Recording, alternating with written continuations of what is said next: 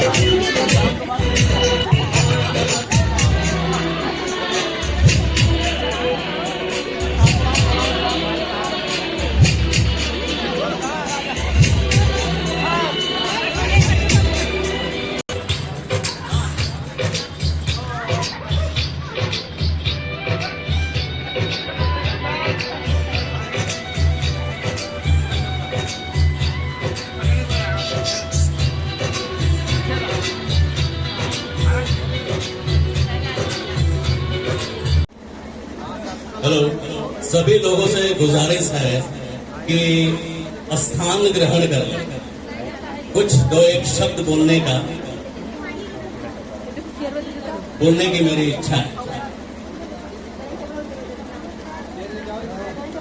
शुभम शुभम शुभम यहाँ पे शुभम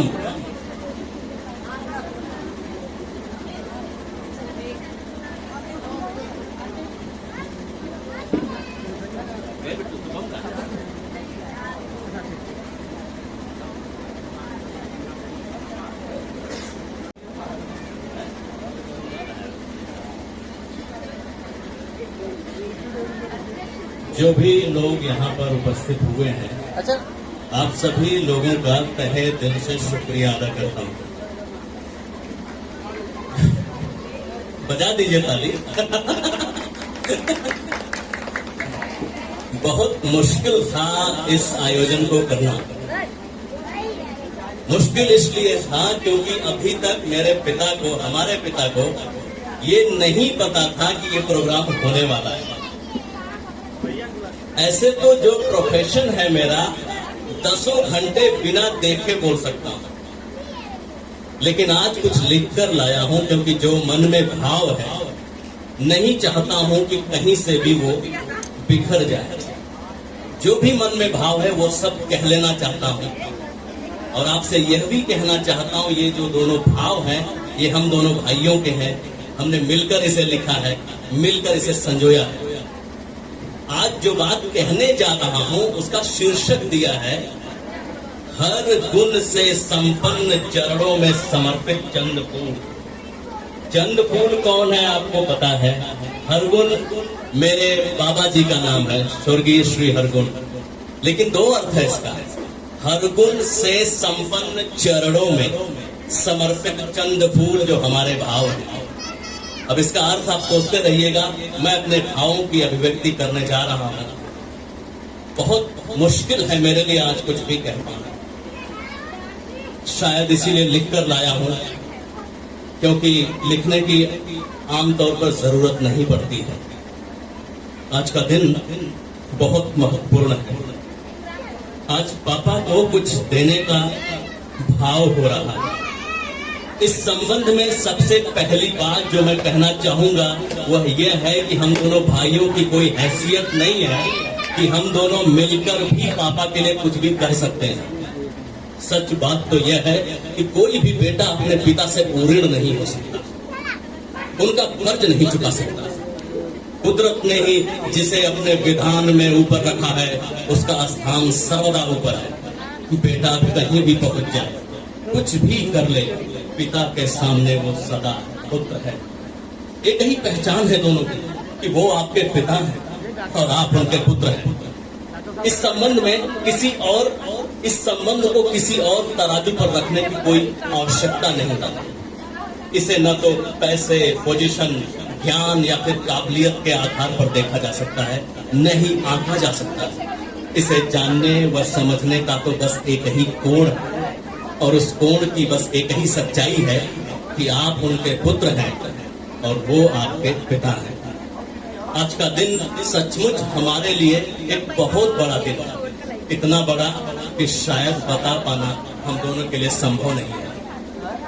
जैसा कि हम सभी जानते हैं कि प्रत्येक पिता जिंदगी भर अपने बच्चों के लिए जीता है, उनका भरण पोषण करता है, उनके हर सुख दुख का साक्षी बनता है।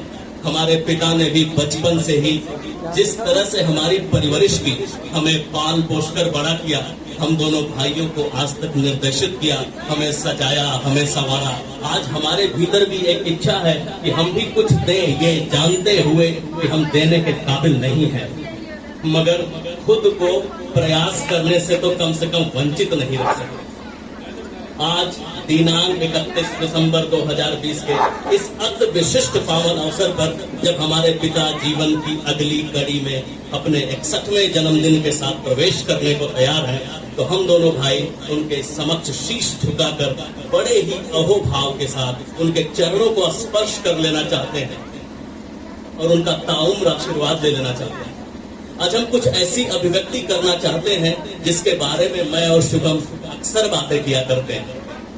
आज मम्मी पापा से यही कहना चाहते हैं कि हम ईश्वर के बहुत आभारी हैं कि उसने हम दोनों भाइयों का आपका पुत्र होने का सौभाग्य प्राप्त किया। हमें बहुत गर्व है, आपका पुत्र होने के नाते ही हम अपने जीवन में आप जैसे एक महान व्यक्ति का साक्षात्कार कर पाए, जिसकी स्वयं की जिंदगी ही कर्मठता, प्रतिबद्धता, स्पष्टता, दानशीलता का पर्याय है। हमें यह कहने में बहुत फक्र महसूस होता है कि हम दोनों भाइयों की जिंदगी को आपने अपने 3 मजबूत स्तंभों, शिक्षा, अनुशासन, स्पष्टवादिता के साथ सही दिशा और समुचित अर्थ प्रदान किया। कहने का आशय है कि एक अनुशासित जीवन ही सही शिक्षा की ओर सभी के जीवन का मार्ग प्रशस्त करती है, और सही शिक्षा फिर एक खुशहाल जिंदगी जीने की कला सिखाती है। और ये सब कुछ पापा आपने हमें सिखाया। हमें बेहद खुशी होती है बार बार यह जताने में कि हम दोनों भाई आज जो कुछ भी हैं वो सिर्फ और सिर्फ आपकी बदौलत है।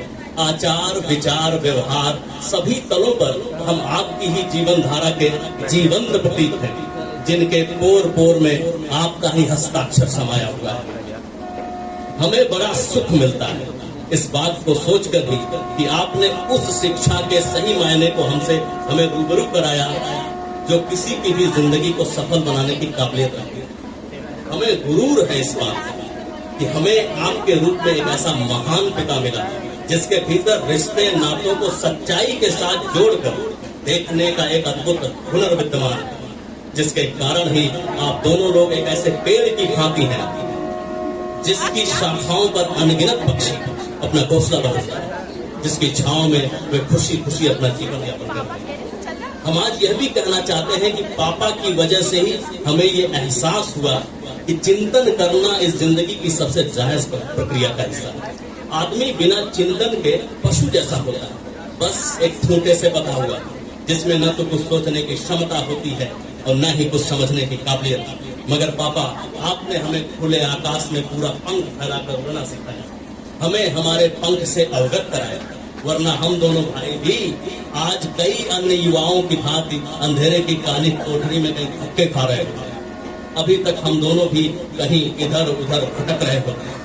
सभी को पता है कि माँ का स्तर क्या होता है, सभी को पता है कि माँ बहुत महान होती है, लेकिन मुझे ऐसा पिता मिला जिसने कई माओं को फीका कर दिया। मैंने इस पे एक शेर लिखा है, उस पिता की शाख का, उस पिता की शाख का कुछ इस तरह जादू चला, फीकी जैसे हर माँ हो गई, देख उसकी सब कला। पालने को तो कौन माँ बाप अपने बच्चों को नहीं पालता, कौन उन्हें प्यार नहीं करता, कौन उन्हें पढ़ाता नहीं, कौन उन्हें संवारता नहीं।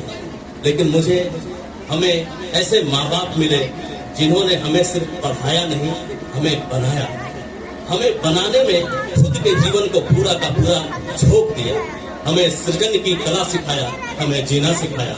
उन्होंने सिखाया कि शिक्षा अगर रिश्तों, नातों, संबंधों को शुभेच्छा के साथ जीना न सिखाती, वैसी शिक्षा निरर्थक और व्यर्थ। उन्होंने यहाँ तक सिखाया कि कोई तुम्हारे साथ कितना भी दुर्व्यवहार कर दे, बुरे भाव रखे तुम्हारे प्रति, लेकिन तुम्हारा भाव और व्यवहार कभी भी प्रतिकूल नहीं होना चाहिए।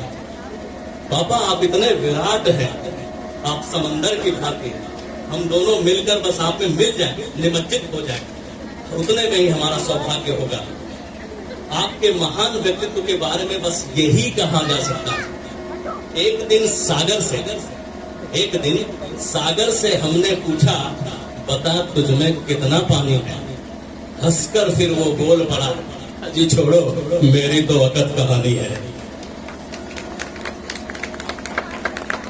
पापा आज तो बस यही आकांक्षा है कि आपकी दी हुई शिक्षा को हम आपकी सेवा करके आपको लौटा सकें, तो हम अपने जीवन को सफल मानेंगे। बस आपसे इतनी सी विनती है कि अपनी सेवा से हम दोनों भाइयों को कभी वंचित मत करिएगा। पापा आपसे हम ये भी कहना चाहते हैं कि आपके मन में कुछ भी कभी भी भाव आए, हमें उसे कहने से कभी गुरेज मत करिएगा, कभी कतराइएगा मत। हम अपनी सारी चीजों को रोक कर उन्हें पूरा करेंगे, और ऐसा कर पाना हमारे लिए बड़े से बड़ा सौभाग्य होगा। हम दोनों की ईश्वर से सदा यही कामना रहेगी कि हर जन्म में आप लोग हमारे पास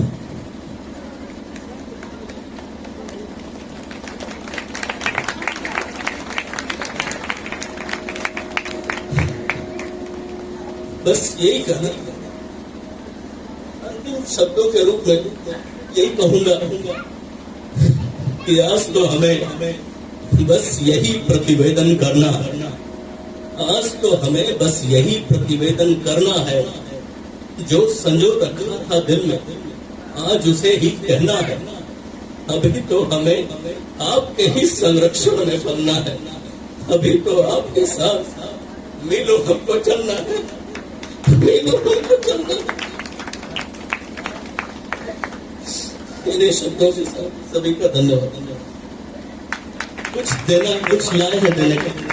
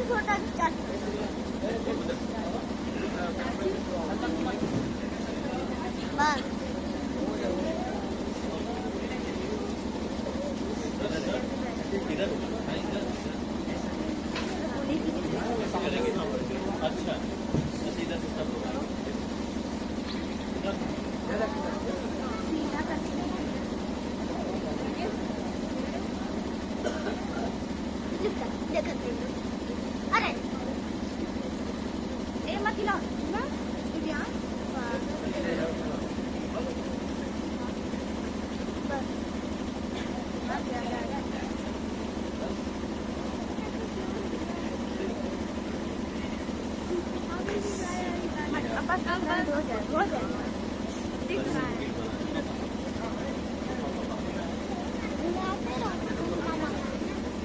नाना वही खड़े रहिए, नाना बहन वही खड़े रहिए।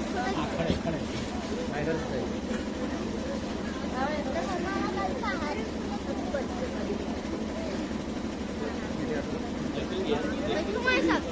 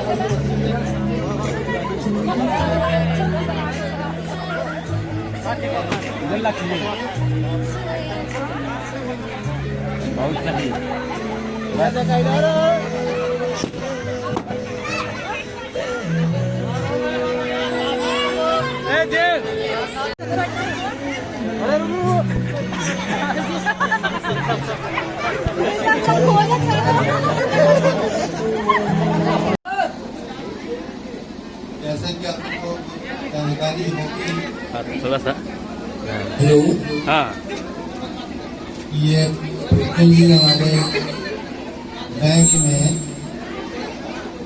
थे और इनका हमारा दोस्ती जो है 79 से हुआ है। और ऐसा सौभाग्य है कि हम आज समझी एक दूसरे के हैं, हमारे दोनों बच्चे उनके घर पे हैं। और मेरा सौभाग्य है कि मेरे दोनों बच्चियां उनके घर में हैं और खुश और खुशहाल है। वाह, तालियां हो जाए। दूसरी चीज ये है कि मैं ज्यादा वक्ता तो नहीं हूँ, लेकिन एक चीज ईश्वर से कामना करता हूँ कि आज अपनी बैंक की सेवा से निवृत्त हो रहे हैं और हमारी अपेक्षाएं हैं, भगवान से दुआएं हैं कि ये अपने शेष जीवन को सुखी रखें और खुश रहें। मैं कैसे और हमारी ये शुभकामनाएं हैं नीचे। के साथ, इससे अपने परिवार के साथ सुख और समृद्ध रहें। बस धन्यवाद। मैं तथागत भगवान बुद्ध, करुणा के सागर और बाबा साहब भीमराव अम्बेडकर को कोटि कोटि नमन करते हुए मुझे बहुत हर्ष हो रहा है कि इस अवसर पे मैं यहाँ उपस्थित हूँ और इतना आनंदित वातावरण है, आह्लादित है सभी लोग। तो मैं भगवान से यही प्रार्थना करूंगी कि आप सभी वरिष्ठ लोग यहाँ पे उपस्थित है। मेरी इतनी औकात नहीं है कि आप लोगों के सामने मैं कुछ बोलूं, फिर भी तो मैं भगवान से प्रार्थना करती हूँ कि आप सेवानिवृत्त हुए हैं, लेकिन अभी बहुत सारी जिम्मेदारियां हैं आपके ऊपर। अभी बच्चे तो हैं ही, और बहुत ही सौभाग्य की बात है कि बच्चे इस लायक हैं कि अपने पैरों पे खड़े हैं और इतना सम्मान, इतना सुंदर वातावरण यहाँ पे तैयार हुआ है इन लोगों की वजह से। तो समाज को अब आपको समाज की जरूरत है। अब तक तो आप लोग ड्यूटी में थे, समय सुबह से जाना शाम तक आना व्यस्तता थी, लेकिन अब आपको समाज की जरूरत है। समाज के लिए आपको काम करना है और समाज को एक दिशा निर्देश देनी है। और मैं तो जानती हूँ कि आप समाज के लिए बहुत कुछ करते हैं, लेकिन अब विशेष रूप से आपका योगदान रहेगा। जैसे बाबा साहब ने अपने समाज को बढ़ाने के लिए बहुत कुछ अपने जीवन को दांव पे लगाया है, तो आप भी उन्हीं के मुझे लगता है नक्शे कदम पे चलने का प्रयास करते हैं। और मैं चाहूंगी कि आपका दिशा निर्देश और जो समाज की जरूरतें हैं उसको आप ध्यान में रखेंगे और समाज के लिए काम करेंगे। और अंत में मैं ये चाहती हूँ कि भगवान आपको स्वस्थ रखे, सुखी रखे, प्रसन्न रहे, आप हमेशा खुश खुश खुश रहे और सबको हंसाते रहे, नाचते रहे, गाते रहे। बस आप जहाँ भी रहे एक आनंद का वातावरण तैयार है। इसी के साथ मैं धन्यवाद। इस मंच पे जितने लोग उपस्थित हैं, सबसे पहले मैं आप सभी लोगों को नमन कर रहा हूं कि आप लोगों ने अपना एक अमूल्य समय निकाल करके इस आयोजन में अपना समय दिया है। मैं बहुत कुछ तो इस अवसर पर नहीं कहना चाहता हूं, लेकिन बड़े सौभाग्य की बात है कि आज अवकाश का भी दिन है और जन्म दिवस भी। वाह! दो तिथियां एक साथ रन कर रही हैं और मैं मैनेजर साहब से चाहूंगा कि अवकाश तो आपको एक क्षेत्र से मिला है, अब तो विकास का एक काम करना है। क्या बात! अवकाश तो बैंक वालों ने दिया है, समाज के लोगों ने, हम लोगों ने तो कोई अवकाश आपको दिया ही नहीं। कहना यह है कि मेरा परिचय उस जमाने में हुआ जब यहाँ हम लोग तम्बू डाल करके और रोज तम्बू गिरा दिया कर। पीने के लिए नहीं था। जो ये मंच, जो ये वातावरण आप देख रहे हैं आज इतना गुलजार है, यह आपकी वजह से। तो वह दिन हमें याद आता है और मैं लगभग उस समय से आपसे परिचित हूँ और विशेष परिस्थितियों में भी आपने एक संघर्ष करके अपने बच्चों को जो इस कामयाबी तक पहुंचाया है, यह हम बराबर लोगों से कहते रहते हैं और उदाहरण भी देते हैं कि अगर बच्चों को संवारना है, बच्चों को किसी मंजिल तक पहुंचाना है, तो आपको उन बच्चों के साथ संघर्ष करना होगा, लगना होगा, चाहे वो अनुशासन का कार्य हो, चाहे जो भी कार्य हो। और इसको आपने करके दिखाया। यह एक बहुत ऊंचा कदम है और शुरुआती दौर में जैसा कि प्रवीण जी बता रहे थे कि माँ बाप का जो कर्ज हुआ करता है उससे ऋण होना तो बहुत टफ काम है, लेकिन ऐसी कोई बात नहीं है, घबराने की भी बात नहीं है। ऐसे बच्चों को भी हमारे इतिहास में स्थान दिया गया है जिन लोगों ने अपने कर्मों से अपने माँ बाप को उत्तीर्ण किया है। एक एग्जाम्पल आपको मिलेगा श्रवण कुमार।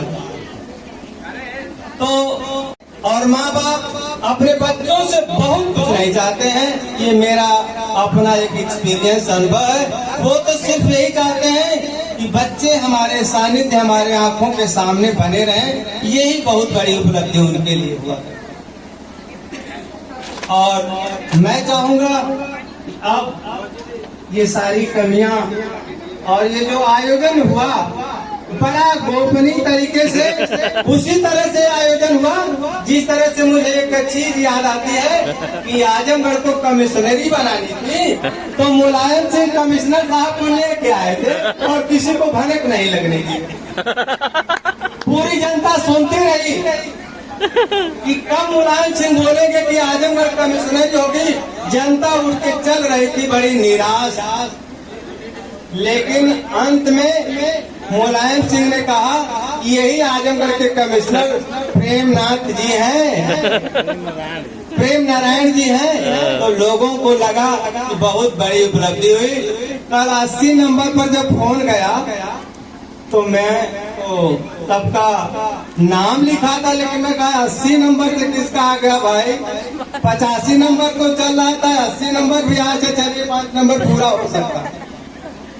तो एकाएक और यहाँ आने के बाद पता चला कि मुझ तक खबर थी लेकिन यहाँ किसी को खबर नहीं। तो कितना अच्छा कार्यक्रम हुआ। देखिए, व्यक्ति अपने कार्यों से लोगों को जीत लेता है। तो यह मैंने देखा जरूर है, रिटायरमेंट के कार्यक्रमों को अपने जीवन में मैं समझता हूँ पहली बार देखा है कि किसी के रिटायरमेंट के बाद लोग तो कहीं कहीं निराश हो जाते हैं कि मेरे पिताजी रिटायर हो गए, मैंने लगता है कि उनके जीवन में पूरी उदासी आ गई, लेकिन ऐसा कुछ नहीं। और आप लोगों ने यह करके दिखाया कि पिताजी आप रिटायर हुए हैं, निराश होने की कोई जरूरत नहीं है। अरे अब तो हम समझ रहे हैं कि असली काम अब हुआ है। अब तो आप हमको गाइड करेंगे, हमको देखेंगे, परिवार देखेंगे और घर पर रहेंगे। कम से कम हमें ये रहेगा कि हमारे परिवार में कोई है। तो बहुत जिम्मेदारियां हैं। और अभी मैं चाहूंगा, मैं तो बराबर कहता रहता हूँ, बड़े दुखों में रहता हूँ तो भी कहता रहता हूँ कि हमेशा हंसते रहिए, मुस्कुराते रहिए। और ये अवकाश, विकास और ये जो होता है, ये तो एक पड़ाव है। ट्रेन चलेगी तो किसी न किसी स्टेशन पर रुकेगी, अगर नहीं रुकेगी तो दूसरी ट्रेन कैसे आएगी। तो सीधी सी बात है कि नौकरी करना है तो कहीं न कहीं एक दिन नए लड़कों को स्थान देने के लिए एक पूर्णविराम बनाया गया, पूरी स्टाफ लगाया गया कि नए लोगों को भी चांस मिले। तो बहुत अच्छी चीज है। और मुझे मानिए, मैं हमेशा अवकाश में हूँ, मेरा रिटायरमेंट हो गया है, इसलिए आप अपने को अकेले मत महसूस करिए। और जब जरूरत होगी चलिए हम लोग समूह बनाए और समूह बना करके कुछ ऐसा कार्य किया जाए जैसा कि आर्यन सिंह, ये जो हमारे डीएम साहब हैं, इस समय ऐसा कार्य कर रहे हैं कि इनका नाम आज भी बड़ा ज्यादा लोग उछाल रहे हैं। डीएम थे तो लोग नहीं जानते। तो चलिए हम लोग समूह बनाए और समूह बना करके पूरे समाज के लोग, चाहे वो जितने भी गए, चलते चलते एक चीज मैं और बताऊंगा कि हर बच्चों को अपने से बड़ों से कुछ सीख लेनी चाहिए। जैसा कि उस्मान जी कह रहे थे, माँ बाप से कोई, उनके ऋण से कोई फर्क नहीं पा पाता है। तो नए बच्चों से मेरी अपील है कि जो इसमें गिरावट आ रही है, कृपया इस पर थोड़ा सा पूर्ण विराम लगाएं और गिरावट न आने दें, क्योंकि the child is the father of a man. William Wordsworth. ये आपने शेक्सपियर या वर्ड्सवर्थ की पोएम की एक लाइन पढ़ी होगी। तो सबको एक मंजिल पर इस तरह से चलना है, तो ऐसा नहीं करना चाहिए। अब मैं चाहूंगा कि अंशुमान जी और शुभम जी सारे लोग इसको निर्माण करेंगे और एक लाइन में आपको उसको हिंदी की कविता में सुना देना चाहता हूँ। अक्सर लोग कहते हैं कि आग लगी एक वृक्ष में, जलने लगी डाल और पात, ए पंछी तू क्यों जला जब पंख तुम्हारे साथ। वाह वाह वाह। तो पंछी ने कहा कि फल खाया इस वृक्ष का, गंदा किया डाल और पात, फर्ज हमारा यही रहे कि जलूं इसी के साथ। कलमिये में जान बात, कलमिये में जान, संविधान हो कलमिये में जान, लिखे संविधान हो कलमिये में जान बात। कलमिये में, अरे कलमिये में, अरे कलमिये में, कलमिये में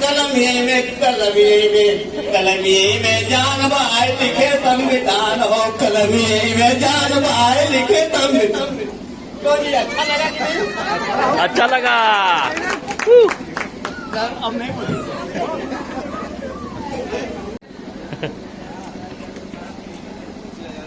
पापा आप हम लोग के साथ ऐसे ही रहिए। हमें आपकी जरूरत है और लाइफ में अगर कुछ करना है तो जाहिर सी बात है बुजुर्गों की बहुत ज्यादा जरूरत होती है। बुजुर्ग ना हुआ मतलब बड़े लोगों की। बस आप लोग अपना आशीर्वाद बनाए रखें और हमेशा साथ रहे आप लोग। धन्यवाद। धन्यवाद। दुर्गेश बाबू बोलिए। आप सभी को नमो बुद्धाय, जय भीम। नमो बुद्धाय। आपके मेरे बुलाए पे गरिमापूर्ण उपस्थिति हो, वाह वाह। बहुत धन्यवाद। बहुत धन्यवाद।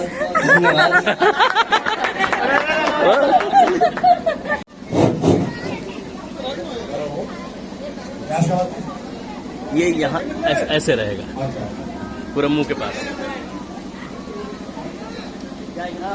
मेरे हाथे में उपस्थित सम्मानित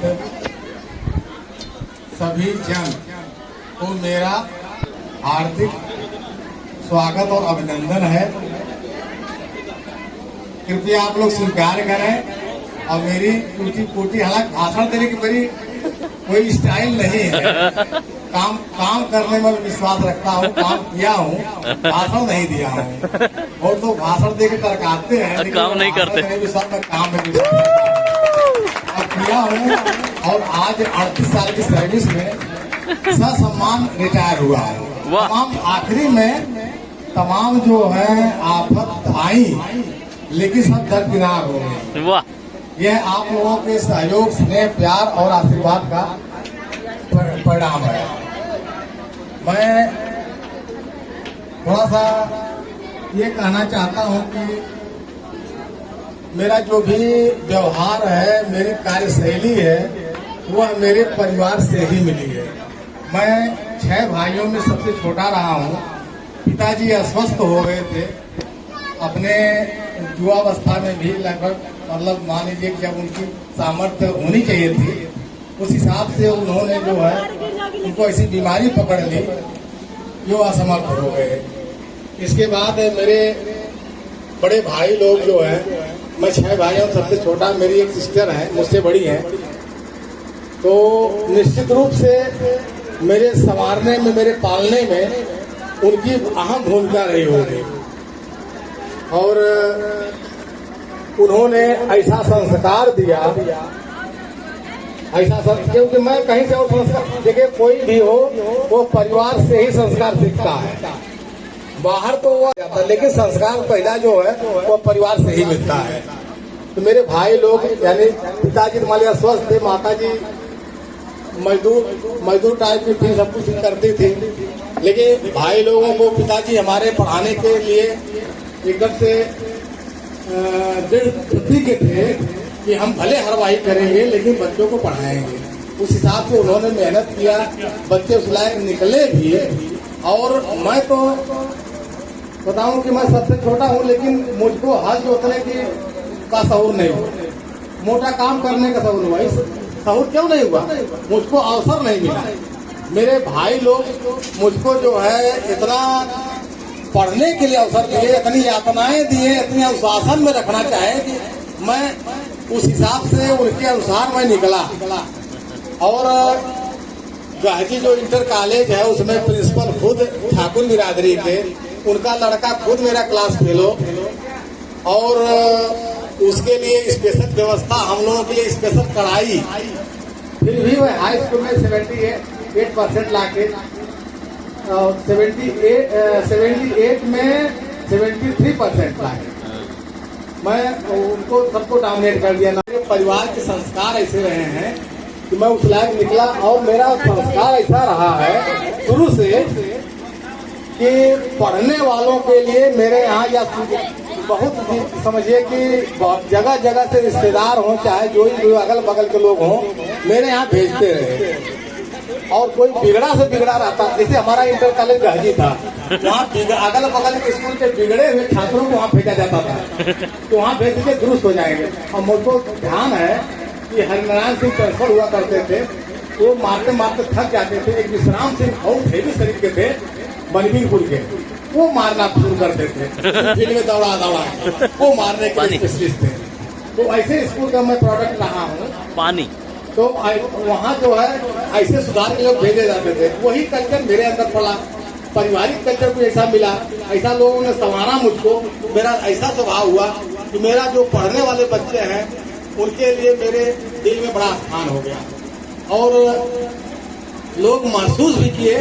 और जो खराब बच्चे सोच रहे थे कि ये खराब निकलेगा, भेज दीजिए कैसे के पास, तो तुम्हें कैसे था कैसे के पास भेज दीजिए, दुरुस्त हो जाएगा। वास्तव में आते थे लोग, और मेरे माहौल से जो भी मैं मारता पीटता थोड़ा था, लेकिन कुछ मेरे ऐसे अनुशासित प्यार थे, अनुशासित मेरे काम थे, उनको बोलने का वो तरीका था, उनको वो महसूस करते थे, सुधर जाते थे। मैं बताऊं कि मेरी एक सड़वाई ममता है, उनका लड़का जो डेली पेशाब करता था ठंडी के दिन में, और कहे भेज तक कैसे पास सही कहती है। मेरे पास आया और मैं कहा कि बच्चा ऐसा है जो पेशाब करते हो ना, तुमको याद रहा, उसने इंटरव्यू लिया, उसने कहा कि हाँ ऐसा ऐसा। तो मैं कहा कि जानबूझ करना हरकत लगती है। अब तो तुमको अगर हरकत लगती है, अगर तुमको पेशाब लगती है कर देते हो, तो उसी रात में तुमको जो है वो बिस्तर जो है कचारना हो, नहाना हो। क्या ठंडी से ठंडी कुछ रहे तो क्या। इसके बाद एक आदमी पेशाब किया, उसको ऐसा किया, दूसरे दिन से उसका पेशाब बंद हो, पेशाब करना बंद हो गया। मतलब इसके बाद सुधर गया। और आज जो है वो आज का मतलब बहुत पहले से सफाई कर्मी है, और उसकी मम्मी भी सफाई कर्मी है, और सब लोग अच्छे से जीवन व्यतीत कर रहे हैं। तो मेरा जो है शुरू से रहा है, शुरू से पढ़ाने का लोग मेरे यहाँ रहे हैं। अच्छे देखिए डॉक्टर इमरान अभी आए थे, मेरे यहाँ 2 साल रहे हैं। जब मैं मकान बनवाया तो ये जो है पश्चिम वाले कमरे में दरवाजा नहीं था, तो उन्होंने उनके पिताजी कहे क्या मेरा लड़का ऐसे भटकेगा, आपके रहते कैसे साहब। मैं कहा नहीं करते नहीं भटकेगा, लेकिन डॉक्टर साहब औकात मेरे पास नहीं है कि मैं कुछ कर सकूँ। मकान बनवाया, दरवाजा नहीं लगवा, मैं दरवाजा लगवा दे रहा हूँ। दरवाजा मैं लगवा दिया, तो मैं उन्होंने लगवा दिया। इसके बाद फिर रख दिए। अब उस बच्चे को समझिए मोहम्मद है, लेकिन मैं हिंदू, और वो एकदम केवल किससे डरता है, हम दारूबाज और पागल से बहुत डरते हैं। और जब वो हमारे साड़ू भाई रहते थे राधेश्याम जी, दारू पीते थे, वो जो है अपना भाग के हम लोग कमरे में हमको बहुत डर लगती है। उसके बाद फिर तो और उस लड़के को पहले साथ ठंडक लगी, और हम जो दोनों पुरानी किचन में उसको तेल में जा रही है, अरे नहीं, तेल में जो है अजवाइन लहसुन उसको गरमा के एक तलवा उसका हम रगड़ रहे थे, एक तलवा पैर का वो रगड़ रहे थे, रगड़ रही थी। इसके बाद उस लड़के को राहत मिली, सवेरे दवाई वाई हुई। उस बात को या जो भी हम उनके साथ किए, वो बच्चा अभी तक एहसान मानता है। और देखिए अभी हमारे हर इन्वाइट में, और उनके यहाँ कोई फंक्शन होता तो हम लोग इन्वाइट होते हैं, जाते हैं, बराबर करते हैं। अभी देखिए कोई केस रहती है तो उनसे भेजते हैं, अगर कहते बाबू इतना पैसा दीजिएगा, हालांकि नहीं ऐसा पाते हैं, लेकिन अगर कह देते हैं कि बाबू हम भेजे हैं तो समझ जाते हैं, उस हिसाब से रियायत वाला टू लगाते हैं। और रही अपने बच्चों की बात, ऐसा करते उस लायक तो हम है नहीं, लेकिन बच्चे महसूस करते हैं तो हमको फंक रहे इस बात। और उसमें जो है मैं बता दूं कि मैं किस तरह से मैं पढ़ने में ठीक था, मैं चाहता था कि मेरा बच्चा भी उसी तरह। तो इस क्रम में जो है मैं अपने बड़े बच्चे को डॉक्टर बनाना चाहता था। डॉक्टर बनने के लिए उसने बहुत मेहनत की, लेकिन अंत में उसने जो है अपना पल्ला झाड़ दिया कि हम नहीं डॉक्टर बन पाए, हम नहीं पढ़ाई कर पाएंगे। गुस्सा तो बहुत लगे, लेकिन मैं कहा भाई बच्चे को ही कुछ करना है ना, हम तो इच्छा ही रख सकते हैं।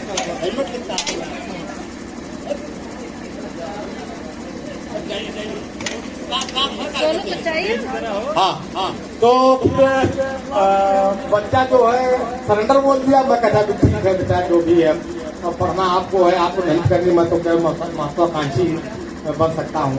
इसके बाद जो है ये अपना गए देखिए, इनको एक बात मैं घटना बताऊँ, इनकी तबीयत इलाहाबाद में खराब हो गई थी, और मैं मौके पर मौके देखिए इनको गाइड करता था, ये मानते इस बात से। बाद में साबित करके हो जाता था कि हाँ पापा सही कहे। तो इनको जो है वहाँ BA कराना चाहते थे, बीए में इनका एडमिशन नहीं हुआ। इसके बाद फिर ये इसलिए नहीं हुआ कि ये मार्कशीट अपने मूल नहीं ले गए थे, और दूसरे दिन मैं लेके जा रहा हूँ, पता किसी की भूल हो गई। फिर बोले अब बैंक वालों को नहीं होगा, तो इन्होंने कहा, ये बड़ा निराश हुए, मुझको भी ऐसा। फिर मैं कहा बेटा ऐसा कि आपकी दिशा कुछ दूसरी लग रही है, इसलिए वहाँ एडमिशन नहीं हुआ। तो अब कौन जानता है भविष्य, लेकिन मैं इस बात को बखूबी जानता हूँ कि जो भी ईश्वर करता है भले की बात करता है। तो ये जो ये अपना BHQ का इंट्रेंस एनी हाउ इनका हो गया मान लीजिए, फिर इनकी देखिए दिशा बदल गई, वहीं से इनकी लाइफ बदल गई। ये BHQ टॉपर हो गए, वहीं से B.Ed किए, और उसके पहले मैं घंटा बता दूँ, ये काफी ब्रिलियंट है, SDM हो गया और आगे बढ़ गया है। पहले ग्रामीण बैंक में ही था। एक बार उसी जगह चले गए, पहले उधर किराएदार थे, गए तो ड्रॉप टेस्ट लिया था, तो मेरी 9th में थे, तो कहे नहीं इनको ट्यूशन लगवा दीजिए, ट्यूशन लगवा दीजिए। तो ट्यूशन जो है हमने सोचा कि हाँ इंग्लिश ट्यूशन लगवा दें। एक इंग्लिश टीचर पंडित जी थे, चंडेश्वर में इंटर कॉलेज में टीचर थे, उनके यहाँ बहुत अच्छी कोचिंग करती थी। इनको मैं भेजा, वो टेस्ट लेके, हाँ मेरी बात को गौर सुनिएगा, वो टेस्ट लिए इनका और कहे कि अरे हमारी कोचिंग को बदनाम कर देगा, भगा दिया। इसके बाद मुझको बड़ा शौक लगा, बच्चे को भी शौक लगा।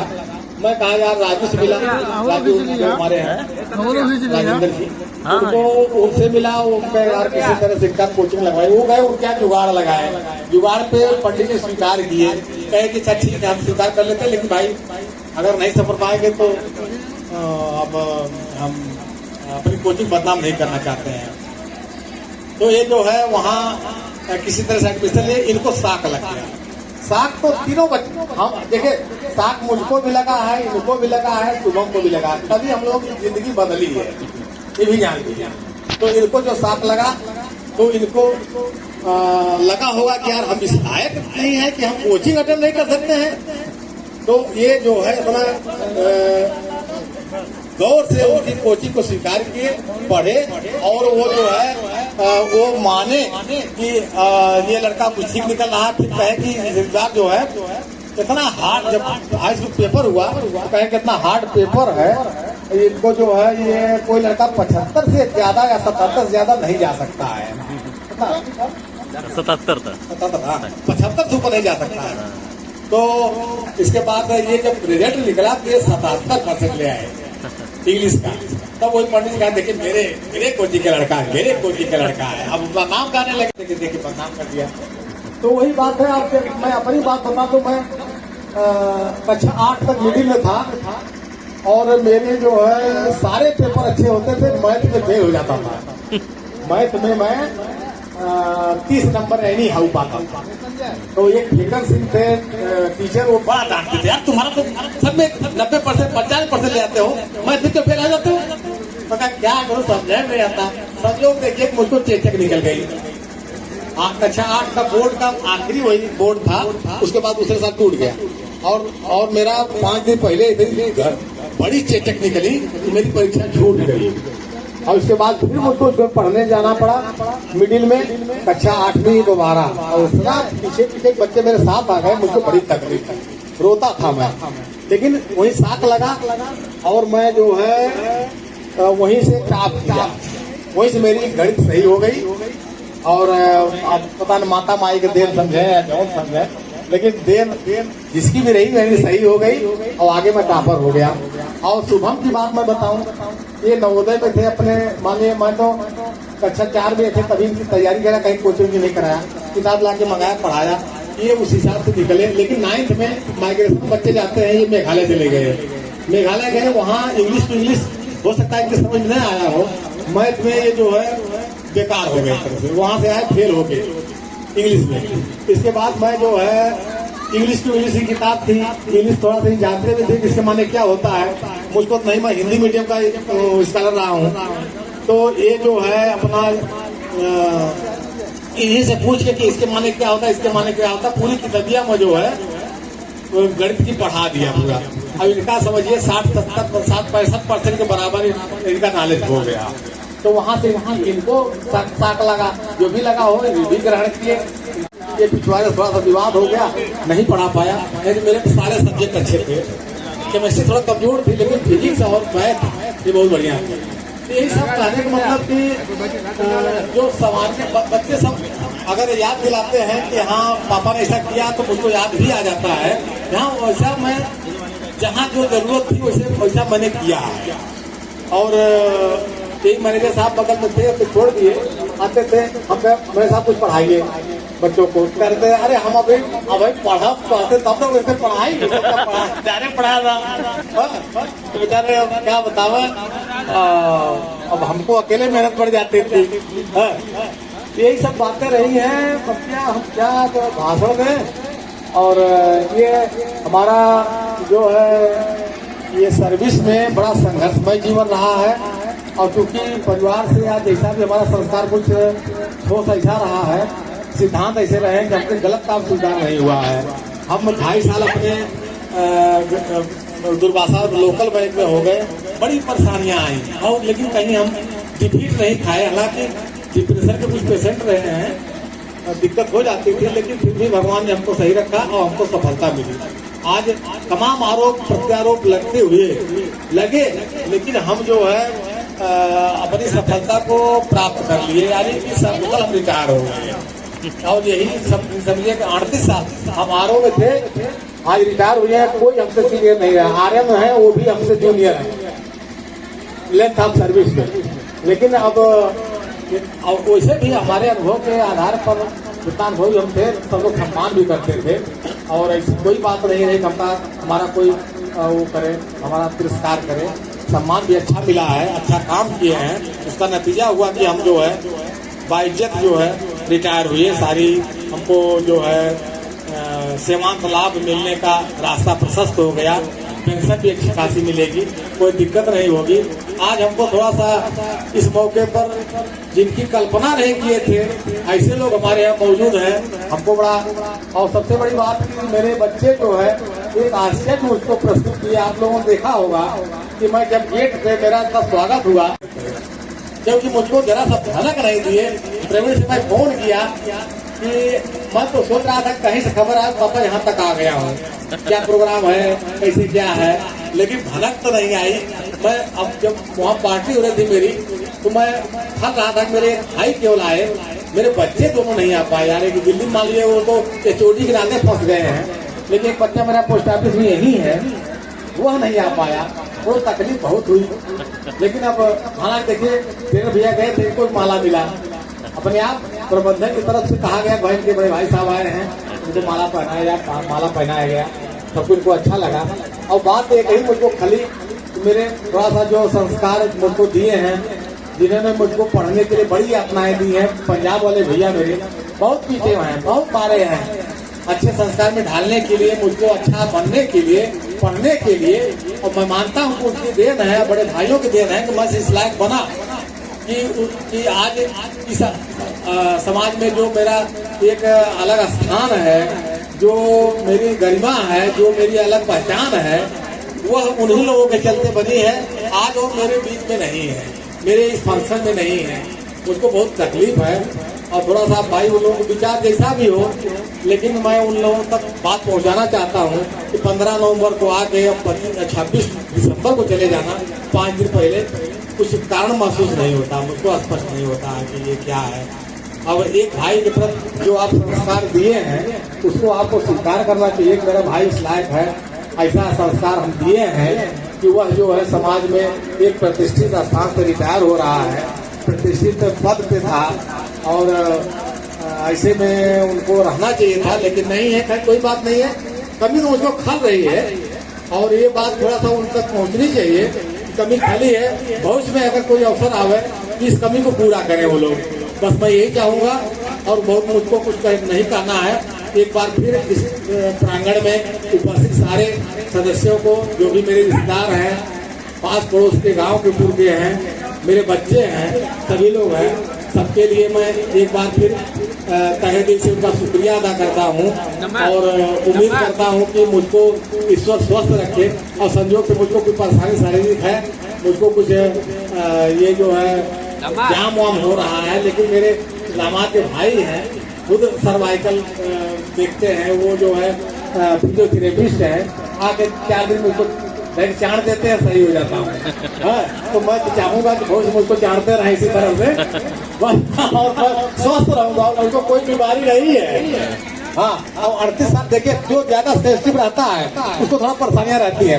मैं अपने जीवन काल में अपने चाहे परिवार में हो चाहे मैं अपने सर्विस पीरियड में हो, मैं एक अनुशासित ढंग से काम किया हूँ और अनुशासित ढंग से मैं, क्योंकि देखिए जिसका जो स्वभाव आता है उसे अपेक्षा करता है, अगर दूसरों को नहीं मिलता थोड़ा कष्ट होता है। एडजस्टिंग नेचर, मैं एडजस्टिंग नेचर करते चाहे जो भी भाई मेरा हो जिस तरह से मेरे साथ व्यवहार कर रहा हो, चाहे समाज जैसे कर रहा हो, लेकिन मेरे अंदर वो क्षमता है कि मैं जो है उसको एडजस्ट कर सकता हूँ। मैं एक बच्चों के साथ एडजस्ट कर सकता हूँ, अपने हम उम्र के साथ एडजस्ट कर सकता हूँ, बुजुर्गों के साथ एडजस्ट करता हूँ, लड़कियों के साथ एडजस्ट करता हूँ, माताओं बहनों के साथ एडजस्ट करता हूँ, सबके साथ मेरी एडजस्टिंग पावर। और आप देख लीजिए मैं महसूस किया हूँ चाहे मैं दामाद के रूप में रहा हूँ कहीं, चाहे पुत्र के रूप में रहा हूँ, चाहे छोटे भाई के रूप में रहा हूँ, चाहे ससुर के रूप में रहा हूँ, चाहे पति के रूप में रहा हूँ, चाहे पिता के रूप में रहा हूँ, जिस रूप में मैं रहा हूँ मैं बखूबी निभाने की कोशिश किया हूँ कि मेरा रोल बखूबी रहे और निभाने की कोशिश किया। मैं चाहता भी हूँ कि अगर कहीं से जो है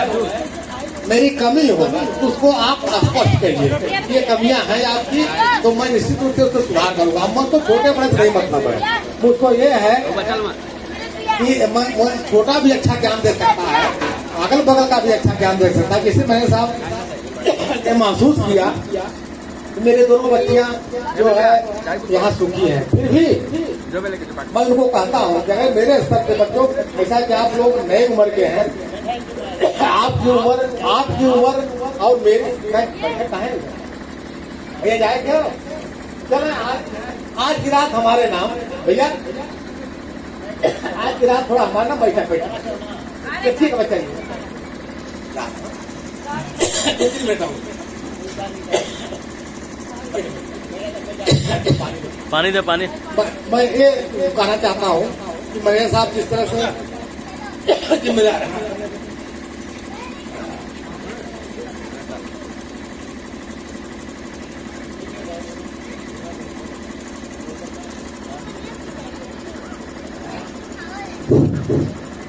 हाँ तो आपको खाना खाते रहिए सुनते रहिए और जाने वाले भी मैं इरादा बनाए रखे बस थोड़ा सा और तो इसमें मैं मुझको ये कहना है कि मेरे साहब ने कुछ अपने विचार दिए हैं जिसमें बहुत कुछ कर डाले हैं, हालांकि उस लायक मैं हूँ नहीं। ये भी स्पष्ट करना चाहता हूँ कि अगर बच्चियों की तरफ से कोई शिकायत भी मिले तो उसको खुल के कहेंगे, या बच्चियाँ मुझसे कहेंगी, बच्चे कहेंगे, मैं उसमें कहा हूँ पिता कि मैं सबका सुनूंगा, क्योंकि देखिए जमाने के साथ बहुत परिवर्तन चल रहा है, बहुत युग आगे हो गया है। इसमें जो है अब बच्चों के हिसाब से अगर नहीं चला जाएगा, हम अपने पुरानी विचारधारा से चलेंगे तो करता ही कुछ समझौता होने वाला नहीं। इसलिए बच्चे जो अपना सुझाव देना चाहेंगे वो स्वीकार है, और कहीं भी अगर त्रुटि मेरी लग रही थी कि आपको साथ बैंक ने मुझको घोषित कर दिया कि आप बेकार है, अब बैंक लायक नहीं है, लेकिन आप लोग भी अगर कुछ समझते हैं कि इस लायक मैं हूँ तो मेरी एडवाइस ले सकते हैं। और मैं ये मान के चलूंगा कि आप लोगों की एडवाइस प्राथमिकता पर रहेगी और मेरी बाद में रहेगी, क्योंकि अब आप लोगों के हिसाब से युग जमाना चल रहा है, आप लोग उसको चलाएंगे और उसको आगे निभाएंगे, उसके हिसाब से हमको चलना है। लेकिन एक बात थोड़ा सा रिक्वेस्ट करनी है कि मेरी भावनाओं थोड़ा सा समझिएगा कि एक पिता पुत्र से क्या अपेक्षा करता है, बच्चियों से अपेक्षा करता है, बहुओं से अपेक्षा करता है, पत्नी से अपेक्षा करता है, पत्नी उधर बूढ़ हो गई है तो कोई बात। हाँ ठीक, तो मैं बात ये समाप्त करता हूँ। बोलने हालांकि वक्ता तो नहीं हूँ और बोलने बहुत त्रुटियां हुई होगी, उसके लिए आप लोग माफ करिएगा। और अगले प्रयोजन के लिए फिर आप लोग तैयार रहिए, कुछ न कुछ प्रयोजन होगा, क्योंकि मुझको शादी विवाह तो करना नहीं है अभी इधर, लेकिन कुछ न कुछ प्रोग्राम होता रहेगा। बहुत बहुत धन्यवाद आप लोगों को ध्यान से सुनने के लिए।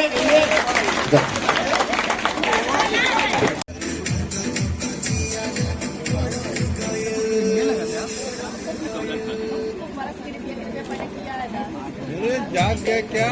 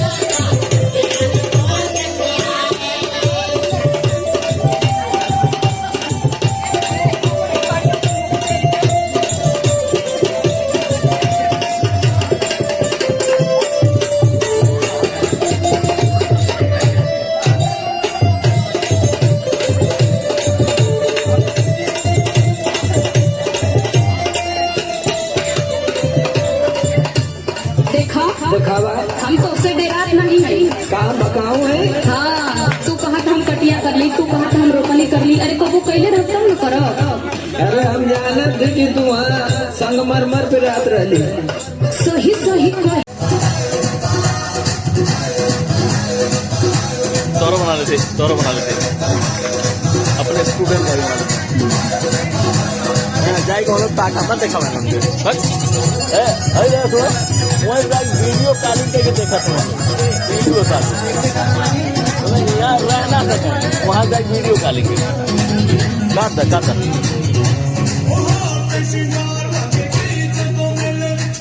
इवन है कि ना बोले जैसे दोनों एक भाई को पता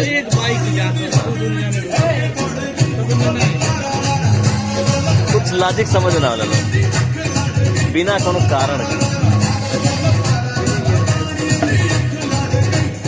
नाच बिचम खड़ी है अरे अरे कुछ काम डालने से लेकिन न चाहिए ना होता